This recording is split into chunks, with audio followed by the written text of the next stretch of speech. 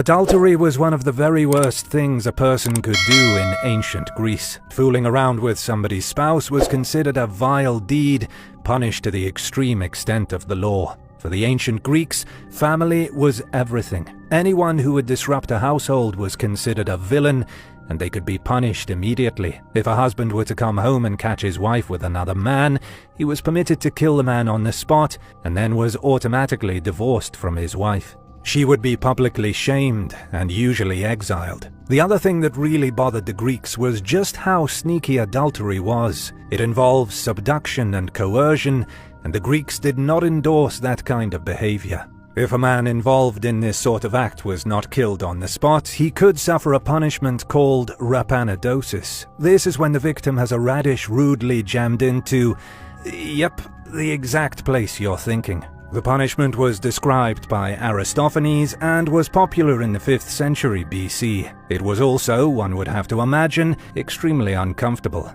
To be gibbeted was to be stuck in a cage and starved to death. A person would be put in a cage like a bird, hung up from a post somewhere very public, and then left to die. Even the cage itself was horrendous and cruel. It was a human-shaped cage, so that the criminal couldn't wriggle around or go to sleep, causing immense suffering and discomfort.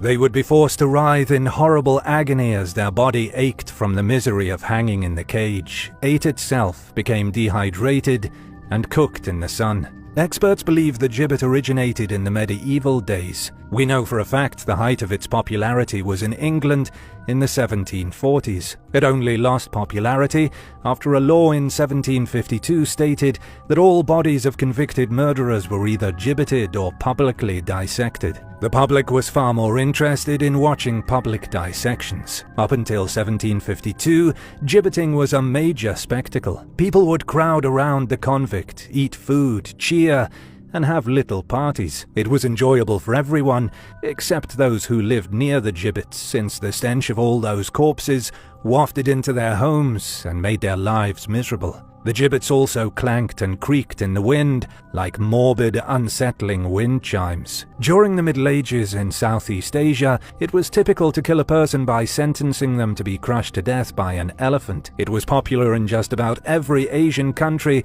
that had native elephants. India was one place that really grew to be enthusiastic about elephant executions. They called it Ganga Rao. The execution involved a person being tied on the ground, their head forced onto a pedestal, and then the elephant stepping on their skull. The immense weight of the pachyderm would be like a hydraulic press, squeezing the victim's brains into a soup. The Moroccan traveller and scholar Ibn Battuta wrote in the 14th century that he himself witnessed a man be ordered to death by elephant. The elephants, according to the scholar, had been taught to cut their victims to pieces with their hooves, which had been encased in horseshoe-like instruments with blades on them. When the elephants were finished stomping and cutting, they would throw pieces of the dead criminal into the crowd with their trunks. Zach Bagans' Haunted Museum in Las Vegas is a depository for all things weird and macabre. It houses every kind of oddity you can imagine, including haunted objects from around the world. One of these objects proved to be so dangerous that Zach recently had no choice but to remove it as an exhibit. The haunted object is a simple rocking chair. Zach acquired it from the museum of Ed and Lorraine Warren, a pair of paranormal investigators and the inspirations behind the Conjuring movies, and it's known as the Devil's Rocking Chair. Zach set the chair up at his own museum in Vegas, making a whole exhibit out of it. But after at least 6 of his guests experienced negative reactions to the chair, and he himself experienced paranormal activity, he had no choice but to close the exhibit down. It was the first time he had ever done something like this due to an object being legitimately haunted. According to Zach himself, 6 people all burst into tears and sobbed uncontrollably when they witnessed the Devil's Rocking Chair. One of them even collapsed as if seeing the chair made her faint. Zach also claimed that he experienced the power of the chair firsthand. He became affected, started babbling incoherently, and his friend cried uncontrollably and ran out of his house. It was said that any who opened King Tut's tomb and disturbed his eternal rest would be damned for eternity. In 1939, the BBC announced that they would perform a live broadcast playing 2 mysterious trumpets pulled from the pharaoh's tomb. One of the trumpets was silver, the other was bronze. Archaeologists are fairly sure they were used by the pharaoh himself to call his greatest fighters into battle. When the BBC said they were going to play the trumpets for the first time in 3,000 years, the British public freaked out. Many people were terrified that when the trumpets blasted, they would usher in a new era of chaos. And in reality, that may be exactly what happened. The trumpets were played live in the spring of 1939. Months later, Hitler invaded Poland and started World War II. Letta, short for Letta Me Out, is one of the most haunted dolls in the world. The doll lives in Australia and is shrouded in mystery and superstition. She has very exaggerated facial features, giving her an instantly off-putting appearance. In rural New South Wales about 50 years ago, Kerry Walton explored an abandoned house with his brother in the town of Wagga Wagga. The house was supposedly haunted, and Kerry was curious to see how true the stories were.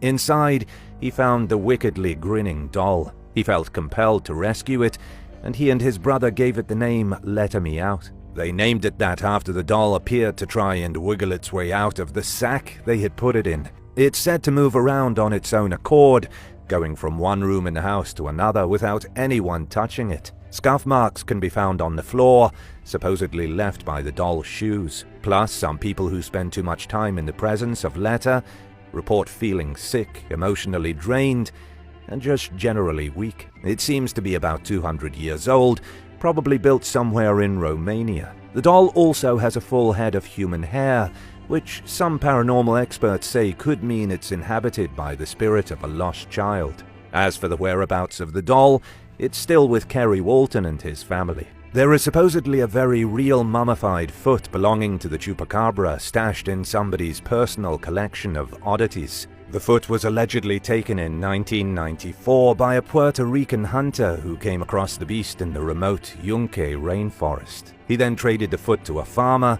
who sold it to someone else, and it wound up in somebody's own secret collection. Legend has it the chupacabra was first spotted in Puerto Rico in the 1990s, but it's since been seen by eyewitnesses everywhere from the southern United States down to South America. The chupacabra appears to be spreading, and it has a thirst for blood. What makes the chupacabra a truly terrifying monster is that it sucks its victims dry of their blood. There's never been a confirmed attack on a person, only on farm animals. Superstition runs deep in Australian history, especially when it comes to the early settlers. The earliest Australian settlers, from between roughly 1788 and 1935, believed wholeheartedly in magic, evil spirits, and witchcraft. If someone in the family fell ill, if the crops were bad, it was always because of an unseen evil. To safeguard themselves against witches and the whims of malevolent spirits, these early Australian settlers buried magical items underneath the floorboards or behind their fireplaces. Underneath the subfloor of an Edwardian brick cottage in Marrickville, Sydney, a mummified cat was discovered. It was left buried near the doorway to deter any witch from entering the property. At the historic Canterbury Villa in Stockton, a woman's shoe was discovered tucked in the fireplace. In the last few years, there have been shoes, children's toys, dolls' clothing, and hats, most of the disturbing objects from the 19th century, discovered in historic houses. The haunted objects were put there because they were seen as human articles. Things like shoes and hats mimicked people, and for some strange reason were thought to keep the evil spirits at bay. Many historical houses in Australia also come complete with witch markings, strange patterns scratched into walls, chiseled into brickwork, or burned onto wood. These markings were supposed to work as magical hexes to keep away witches. In Dummerston, Vermont, about 200 years ago, something horrible happened to the Spaulding family. Members of the family began dying at inexplicably young ages. Each newborn Spaulding was afflicted by an unknown disease that slowly but surely sucked the life out of them. The mysterious illness was almost certainly tuberculosis, which in the early 1800s was often attributed to one supernatural evil or another. The Spaulding family put the blame on a cursed vine. At the local cemetery, the family discovered a vine that had burrowed along the family plot.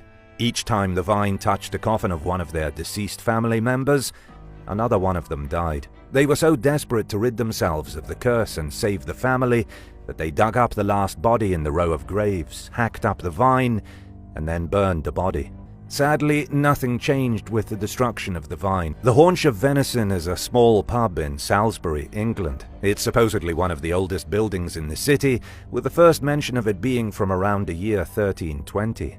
With 700 years of history, it's no surprise the Haunch of Venison is considered one of the most haunted buildings in the UK. Visitors say it's haunted, the owners say it's haunted.